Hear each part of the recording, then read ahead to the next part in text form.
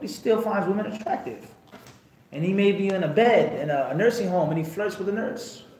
Or he smacks her on her backside and he makes a statement to her. He can sexually harass a nurse. And he's older, 70, 80 years old. You may find a woman who's way beyond the age of childbirth. She has no menstruation. She's an old woman. She's an elderly woman. And she may still have lust for men. A young man to be very attractive and make a compliment on him or sexually harass him in a hospital or a nursing home. This is a reality. So age is always going to be relative. So someone who's extremely old and their faculties and their senses are way beyond the age of that age, and it's a necessity and it's a medical need. But to just open up the door, you can shake an old woman's hand.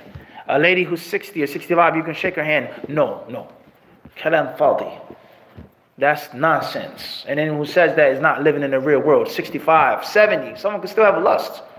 I can't be with a woman, but I still desire her. And I still find pleasure in touching her soft hands. Or touching your strong masculine hands, an old woman. It's reality. So if we open up that door and said just because someone is old, you can touch the opposite gender, they're not a mahram, that will lead to all types of problems. So therefore, the opposite gender should not be touched unless you're a mahram for them. And even if someone is your mahram or vice versa, it's a touch in a certain way. If you have a stepdaughter or a sister or an aunt, you give them a hug or you shake their hands. It's not like how you touch your wife or how a woman touches her husband's hands. So therefore, al-muhim is the opposite sex. You should not touch them unless it is a necessity and unless it is a need, whether it's a medical need, a medical necessity, or a person may be a fireman. You have to rescue someone. It doesn't have to be medicine. A police officer, something like this. Someone comes into the hospital, so it's a necessity to touch someone. Obviously, if you have to touch them, try to use gloves. And if you're going to use gloves and you have to touch them, then make sure that you are objective. You're objective. And people are touchy and feely too much sometimes. No doubt. Too touchy and too feely. Alright, you frisked the guy in the airport, but did you have to frisk him like this? You frisking too much. You're too touchy, too feely. Or in the hospital, or you meet someone, you shake someone's hand, and you hold their hand for a while. That's too much now. Not saying that you can't shake someone's hand of the opposite gender. I'm trying to prove a point. Is that if you do it bil ma'ruf. You have on your gloves, you touch somebody in the hospital, problem, so on and so forth. The ulama of Islam, they say, إِنَّ الدُّرُورَةَ لَا يُتَجَاوَزُ قَدْرُهَا. A durura, necessity, is necessity, no question. But you don't go beyond what's necessary. You don't go beyond what's necessary. You don't say, well, since I'm here, then I can show you this too. And you can touch this too. No, this is the only part of my body that you have to see or touch. Where is the rash or the scar? Where's the boil? Where's the lump? It's under this arm. Play it. Doesn't mean you have to see the other arm. And take this off. So there's levels to this.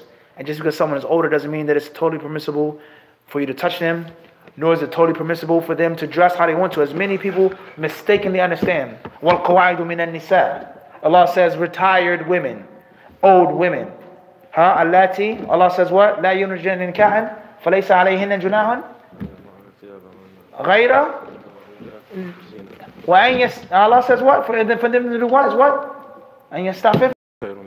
Allah says, and women who are old, they're elderly, and they don't have no expectations of marriage, it's no sin for them to يَضَعْنَا ثِيَابَهُنَّ, to take off their thiyab. غَيْرَ مُتَبَرِّجَاتٍ بِزِينَةٍ. Allah says, but they're not allowed to just dress how they want to. And that's the qaida that I just explained to you in simple, easy, basic layman terms. Going beyond. Just because someone's older doesn't mean you just do anything that you want to do. But them dressing like young women who still have attraction, obviously it's different. But it doesn't mean that they can just do whatever they want to do. And Allah says for them to avoid this is what? Is best. So how can someone say you can touch someone else? There's no authentic hadith to shake a woman's hand. Shake a woman's hand. Do you know what scientists say? What happens when you shake the opposite gender's hand?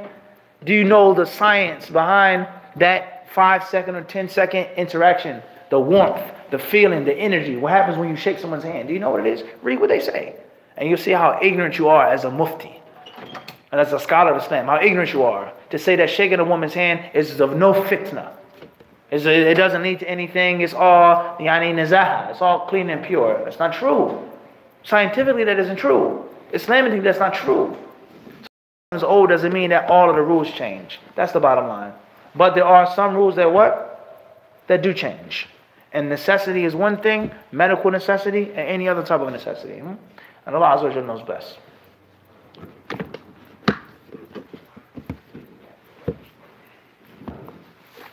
خلاص إن شاء الله نفيس إن شاء الله initial ASW.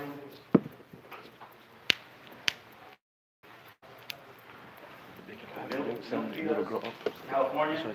What is the correct way to separate cultural dress from Islamic dress for men? And what would you suggest for one attempting to change wardrobe for the sake of Allah? Question from California regarding JL, the correct way of separating Islamic versus cultural dress and how to make reforms regarding one's dress code, etc. First and foremost is, who said that you have to change and split? Who said that you should? This is what the Muslims wear from my country. I come from Pakistan. Pakistan is predominantly Muslim. This is what they wear. Nothing about this dress code is against the Quran and the Sunnah. There are a few adjustments that can be made. Why do I have to? Come on, keep it. Unless it's something which is against the Quran and the Sunnah. Or the clothing is good, but there are some adjustments that need to be made. We normally like to wear our pants a little loose. They need to be above the ankle ball at least. Not best. But the style of the shalwar kameez and the pants and the hat, bismillah. Where I come from, Afghanistan, the older brothers, they all put hinna in their beards. And some of them don't even notice the sunnah. They just do it because of culture. What's the problem? Keep it. Unless it's something which is against the Quran and Sunnah. Then that's a different story. Once again, brothers, it's extremely simple. If you want to wear pants and a shirt, live in America, alhamdulillah, there's nothing wrong with that.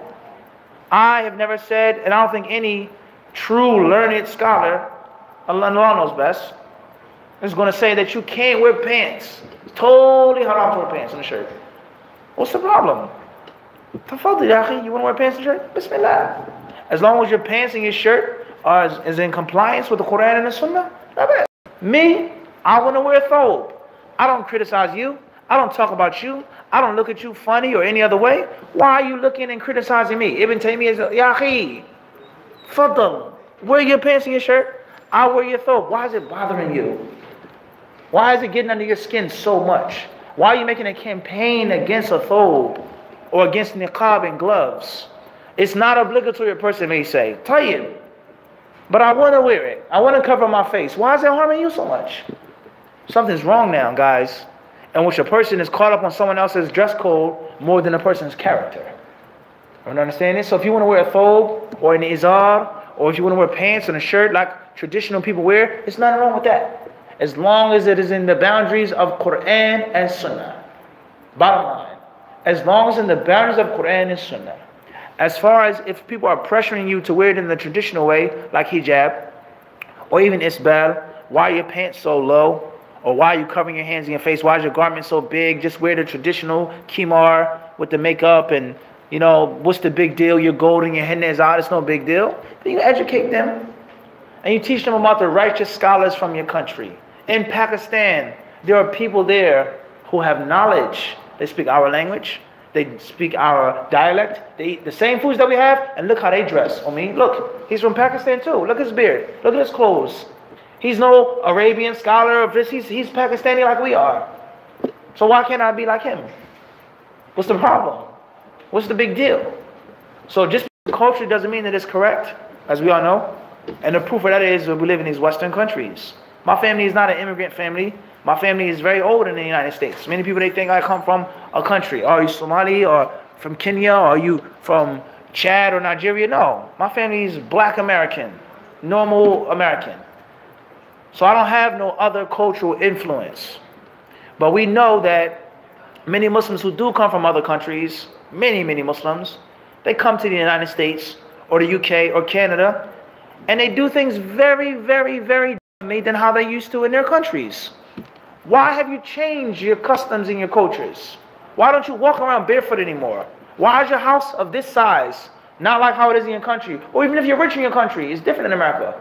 Why have you changed? Except because you know and you feel as that there are certain things that you did culturally which are not the best. The proof that you believe that is you. You did not agree with this premise? This makes sense or not? It's crystal clear. And the same applies to Islam. Just because our parents have been doing it for 300 years doesn't mean that it's what? The best way. Or it may not be an issue of better and best. It may be an issue of wrong and right. Our forefathers didn't know everything. They didn't do everything right. And you know that yourself, Father. You told me, son, go to school and get an education and don't be a worker like me. Don't be a mule like me. But grandfather did the same thing you did. And great-grandfather, all of them did the work that you do. And you forced me to do what? To go where? To go where? And get a what? Big fat degree. I'm tired of working, son. My back hurts when I wake up in the morning, but I got to go to work. I want you to be smart. I want you to be a lawyer. But our cultural tradition is to do what? So that's not true. So our forefathers didn't do everything right.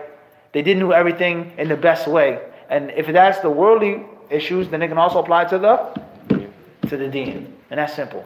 And Allah knows best. This will be our last question tonight, inshallah.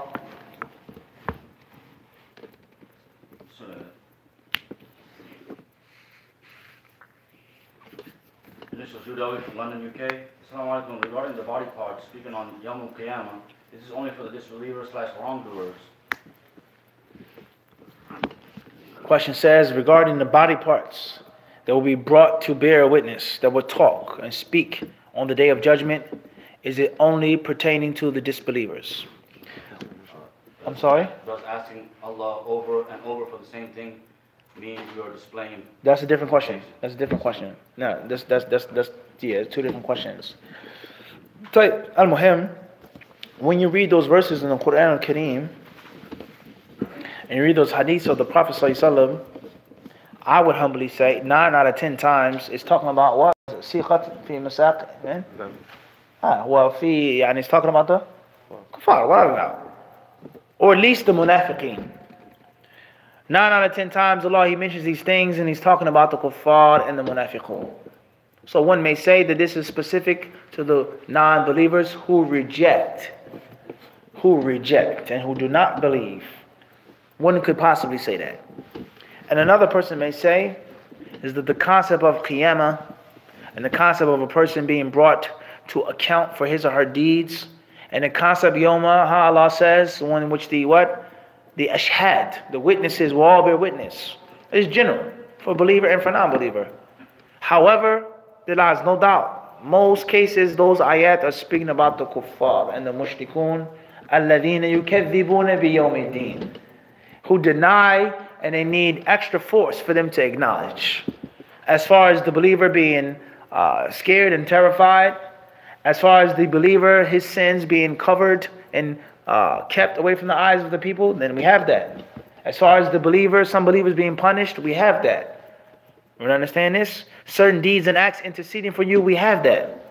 But the concept of a believer denying the resurrection, I never did this, I never did that, that's something which you may not necessarily find in the Quran and the Sunnah, in which Muslims are going to lie to Allah on that day and try to get out of it and try to outsmart Allah on that day in opposition to the kuffar, who continue to reject and to deny. And Allah Azza wa Jal surely knows best. Wa sallallahu sallam wa barak ala abdihi wa rasulihi nabina wa imamina Muhammad.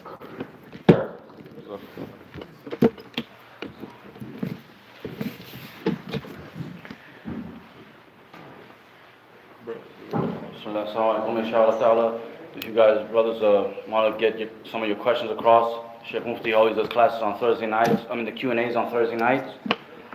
Other than that, always his classes are live streamed on the YouTube channel HadithDisciple. You can also go check out the website Mufti Q&A. If you have any questions about the website, you can see me. I can show you the link to the YouTube channel also. It's very simple. HadithDisciple, HADITH. Yeah, SCIPLE. Jazakumullah khair. Assalamu alaikum wa rahmatullahi wa barakatuh.